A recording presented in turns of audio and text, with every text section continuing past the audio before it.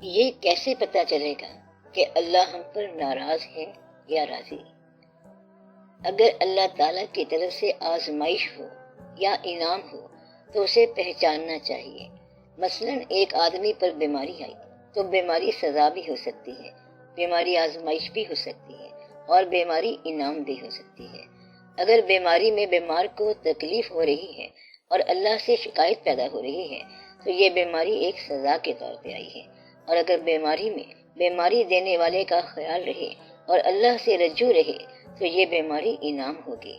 اگر بیماری میں اللہ کا خوف آ رہا ہو تو یہ خوف آزمائش ہے اور یہ کسی انعام کا پیش خیمہ ہے، کیونکہ پیغمبر بھی بادشاہ ہوئے اور فرعون بھی بادشاہ ہوا اور پیغمبر بیمار بھی ہوئے اور وہ بادشاہ دنیا دار بھی بیمار ہوا، یعنی سارے کام پیغمبروں میں ہوئے اور سارے کام دنیا داروں میں ہوئے، مگر یہ کہ پیغمبر گناہ نہیں کرتا اور اللہ سے کسی بھی حال میں اپنا رابطہ کمزور نہیں ہونے دیتا۔ پیغمبر کی شان ہی یہی ہے۔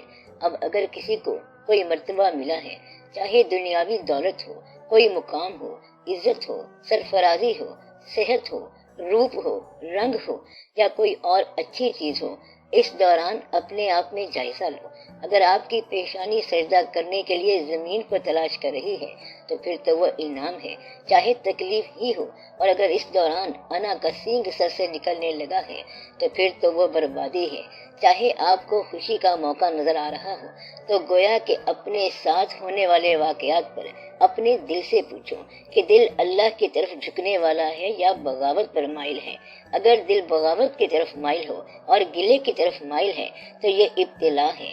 اگر دل سجدے کی طرف مائل ہے اور آپ سجدہ کر رہے ہیں اور جس بات پر بھی کر رہے ہو وہ بات چاہے نعمت ہو چاہے بیماری ہو تو اس کا مطلب ہے آپ پر اللہ کی طرف سے انعام ہو رہا ہے، اور جہاں آپ باغی ہو گئے وہاں آپ پر عذاب ہے، چاہے بادشاہی ہو۔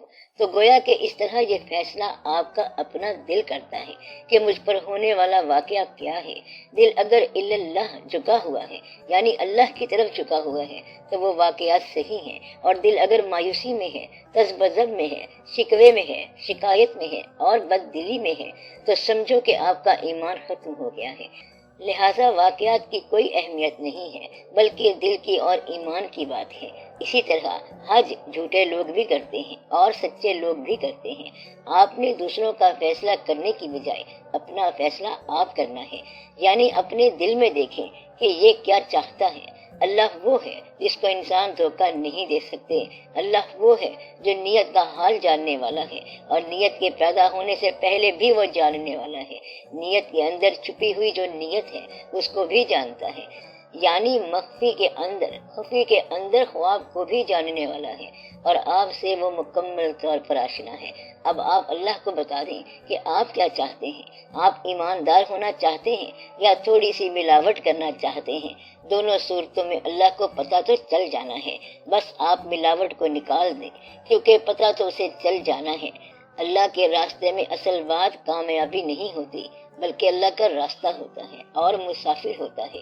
یہی کامیابی ہے کہ آپ سچ کے راستے پر چل پڑے ہیں، جس طرح کہ یہ کہتے ہیں خدا کرے کہ یہ دکھ دور ہی نہ ہو ہرگز۔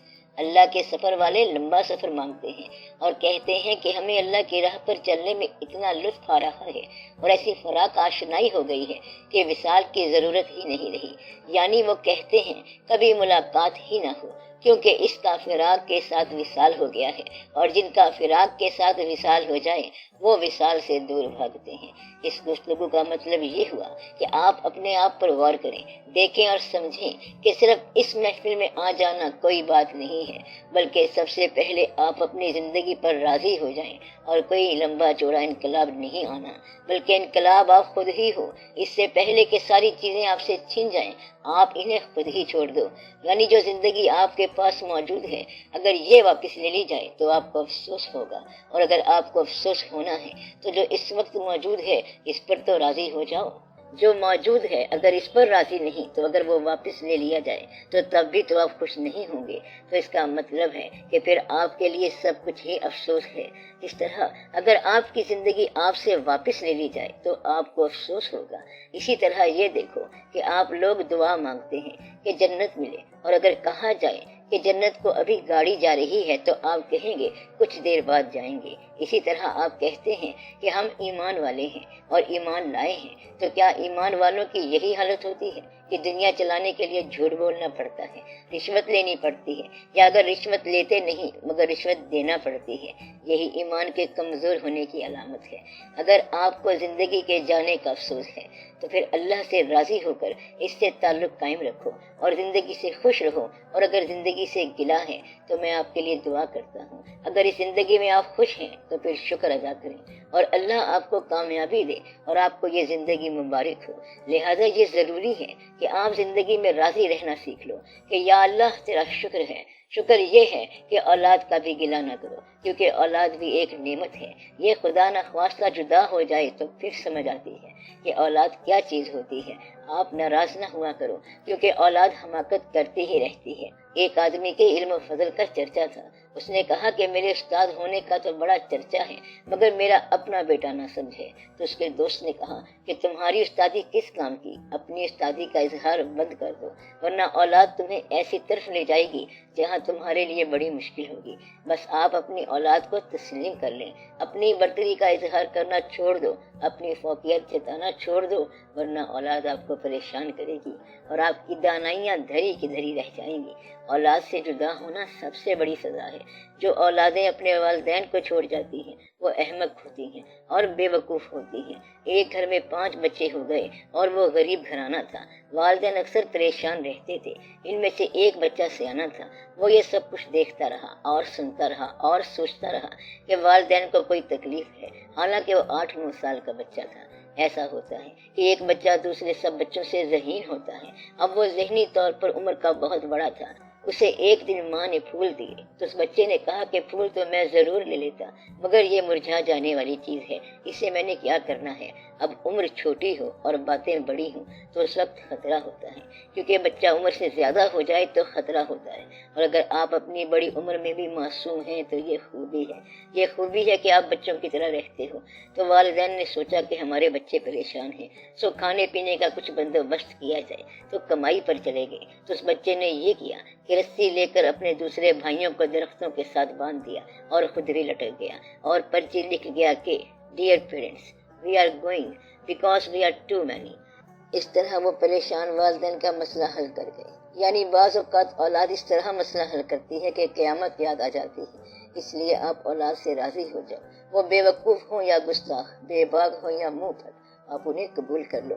وہ بے شک آپ کا کہنا نہیں مانتی مگر قبول کرو، کیونکہ یہ آپ ہی کی اولاد ہے، آپ ہی کی تعریف ہے اور آپ ہی کا نور ہے، بس قبول کر لو۔